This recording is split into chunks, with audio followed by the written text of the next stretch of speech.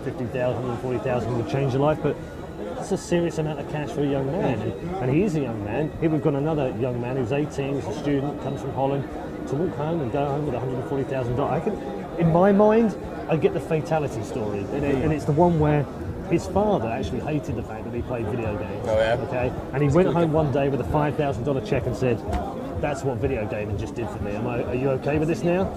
Yeah, right. I'm okay with this. And I imagine this guy going home to Holland with 140 grand and dropping it on his father's lap and saying, "Are you okay with the games now?" I think you probably are. And then his parents start charging him rent. So we're dropping him into which game is this now? This is game 13 right now, and game 13 is ISRAA versus Danny Taylor. It's coming towards the end of the game right now. ISRAA is actually the away team in blue, and it's 2-1 down to Danny Taylor right now. Who I had Danny down as a sort of outside chance of doing well at this tournament, and he's proving that he has indeed got a chance of doing well. And just trying to find what he's from. He's actually from a place I know very well in the UK. He's from Middlesbrough. Oh, up in the northeast. Spent plenty of time in the northeast in my childhood, of course. And yeah, he is 20 years old. He was also a semi-finalist at the FIFA Interactive World Cup in 2010. So he's got pedigree. He's got some form, and he is currently leading 2-1. We're in injury time right now in this game, and he's up against ISRAA. ISRAA just got the ball in defence there, and looking at the clock, canted it up to the front line, and there was nobody waiting for it. So no way back for ISRAA in that game. So Danny Taylor will advance into the quarterfinals. So is it year of another Brit doing well? We had Alan Winster last year, of course, beat Brian in the final, and there's Danny Taylor going through from Middlesbrough into the quarterfinals. The odds are good. FIFA 13. There's 44 guys from the UK have come over. Yeah, well represented, and second highest, only behind the USA. And we're here, so that's to be expected. We got bunches of guys from load dudes from Spain. Yep. Got a couple of Danes. Yep. 4 Irish guys. Yep. I think they're all gone already, aren't they? We won't even discuss what one of the Irish guys' nickname is either, because it will make Danny blush. But right now, let's go down to Homer, who's with Danny Taylor.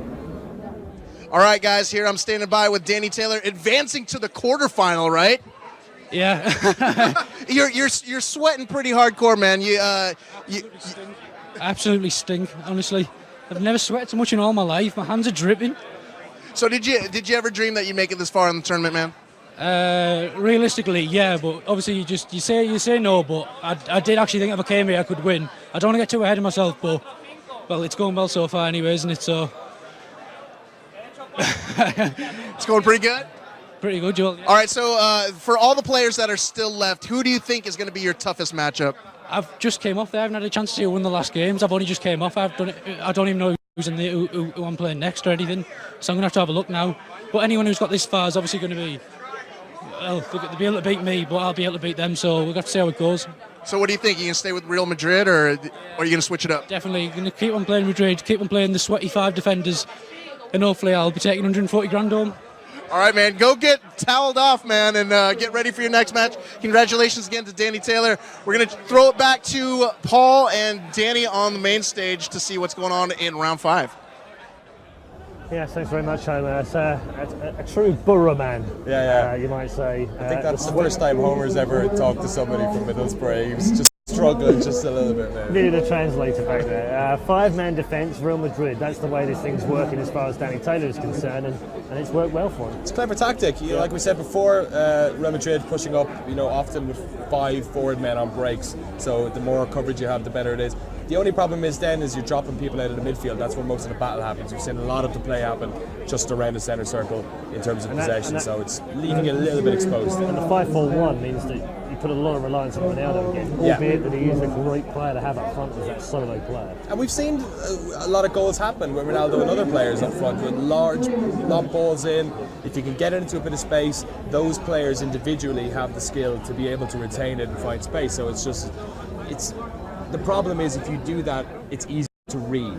If you break with a couple of guys in midfield and then maybe feed it down the wings or something, you've got options. But if you're sticking one guy up to front as a point man, Arsenal did it as Van Persie last year and it worked out pretty good.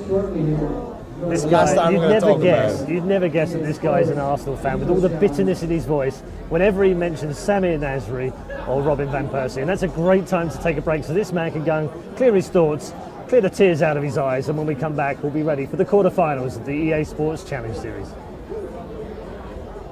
Can I cry now?